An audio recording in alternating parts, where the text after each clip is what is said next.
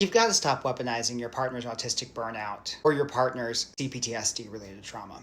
I know you don't mean to do it. I know once I explain the mechanism behind this, you're going to be horrified, but you've got to stop doing it. This is what weaponizing sounds like. You never have an opinion. You don't plan things for me. You don't plan things for us. I make all the plans. Why don't you care about me? Why don't you care about this? Why am I the person that always has to pick out the furniture at a restaurant? While in some relationships, these can be legitimate criticisms where your partner's just not wanting to do the additional mental or domestic labor. When I work with autistic people and people with complex PTSD, 8 times out of 10, that's just not the case. What's actually happening is that when your partner's in autistic burnout, they're so strapped for resources, they're not taking care of themselves. They're not doing executive functioning for themselves, let alone do they have the capacity to do additional things like take care of your shared needs or take care of others. Same thing with complex PTSD. When someone has complex PTSD, and they're having trauma reactions associating, not able to pay attention, not listening, that's not because they don't care. It's because in order to survive their trauma and past abuse, their subconscious mind and their body had to learn to dissociate and to just not care, because if they had been invested in caring,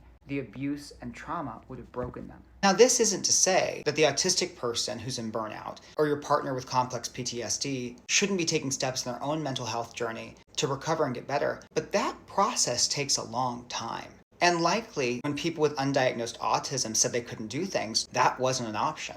No one believed them and they were pushed to do them instead, pushed to dysregulation. When people with complex PTSD said they couldn't do things if they were in abusive relationships, there was no such thing as an explanation that they couldn't do something. There were only excuses. What you may not realize is that you may be triggering them when you say, "Why do you always give me excuses?" Even though your requests are far more reasonable than the ones they were given in the past. But right now, they're having a traumatic reaction or they're in burnout. The very idea that they can't give you an explanation, maybe one that they don't even understand yet, that they can't do something like plan date night. You may be weaponizing their burnout and complex PTSD in ways you don't even realize. See, I told you you'd be horrified when I explained the underlying mechanism. If you have started to realize that your partner really does care about you and that it seems kind of incongruous that they can't do these things that show care, maybe now's the time to go seek couples counseling, to start to look and see if it's complex PTSD or autistic burnout that's driving your partner's inability to show up and care for you in the ways that you're asking for. What's been your experience with this? I'd love to hear from you.